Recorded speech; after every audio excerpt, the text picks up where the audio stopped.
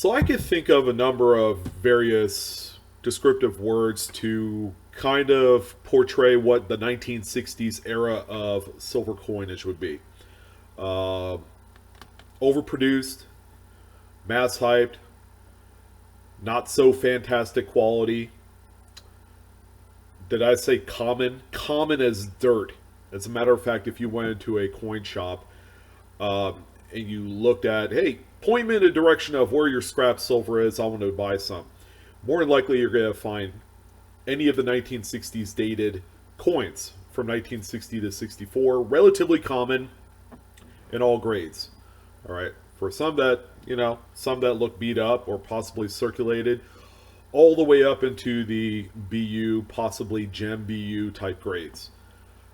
Little does everybody know that this particular short little 5 year period holds a really deep, dark secret. Okay, a secret so unbelievably swept under the rug and kept under wraps that um, there are a slight few people that know that there is a lot of money to be made in this particular 5 year uh, range, this period of time for these silver coins.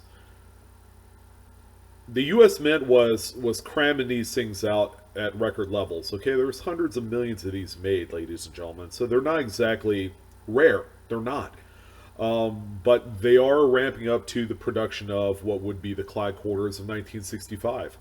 So they really did not care about any of the quality concerns of these coins of the early 60s. Okay? And this is where the opportunity comes in for this coin, which sold on Heritage Auctions this past week to the tune of $26,400. Okay, there is a little bit of a backstory that goes along with this coin because you guys need to understand the magnitude of the rarity factor of a coin of this type.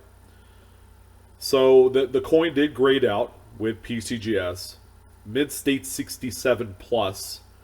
As you can see, it's got some color. All right, the color is not the determining factor into why this thing sold for tens of thousands of dollars. However, it's that numerical grade. All right, as you get like I had mentioned, these were mass produced. Quality was not an important factor or a judgment point in the production of these coins, and therefore there were a lot of coins that were released into circulation that were all nicked up. The plancha quality was bad. The luster on some of those earlier 60s coins left a lot to be desired.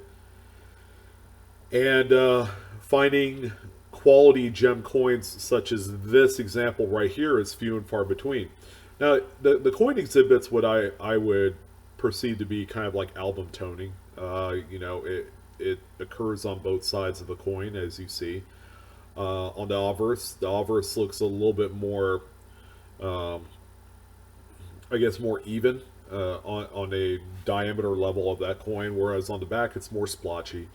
It's not my favorite toning. I bet it looks better in hand, but to give you an idea of how tough and difficult it is to have a coin graded like this, by the way, 1962 is one of the toughest grades to find above mid-state 66. All right, we're talking a handful of coins as opposed to many hundreds or thousands. So this particular coin right here is tied with one other coin at the 67 plus level. So there's only two coins that exist in this grade with none finer. For those of you that think, oh, you know what, I'm going to go through my album, or I'm going to go through the inheritance of quarters that was handed down to me and expect to find one of these, pump the brakes a little bit. Okay, this is going to be a little bit of dose of reality. I'm not bashing on anyone's dreams, but these coins, you have to get under high magnification to ensure that it has great strike. All right, nothing mushy, which is pretty notorious time for all coins in the 60s. The strike was not very good. Okay, they used the dies until the wheels fell off these things. But this coin right here, is probably the prime example of one of the very few first coins after a fresh set of reworked dies. Great strike, great luster, strong reverse, and the coin was generally kept protected and preserved in this state since it was produced. So I'm happy to say that this coin, again, few and far between, and very rarely do I ever report on a coin of this type that sold for so much money that it's a huge stark contrast to the time in which these coins were released. Again, hundreds of millions of these coins were produced.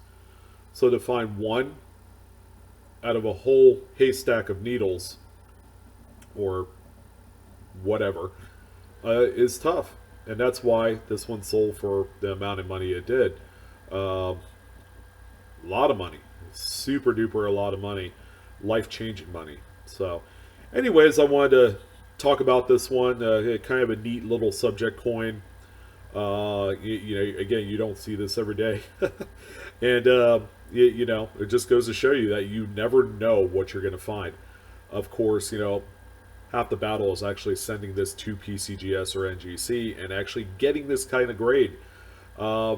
It's not going to be easy. If you think you have something good enough, you got to think again. The toning in this coin certainly helped. Okay, they grade a little bit higher based on eye appeal. Okay, so if you get the best of both worlds, that's why this one graded at the numerical level it did. But if you had just a coin that had no toning and it was just blast white, I think this coin would have a hard time getting past 67. So, anyways, hope you guys enjoyed this one. Go ahead and check me out on Facebook, Instagram, and Twitter. As always, the best way you can support my channel, bar none, is smash that like button, but not smash it too hard where you can't give me another like later in the future. So I want to thank you guys for joining in. Thank you for all the views. God bless. Have a wonderful day, and let me know what you think. Take care.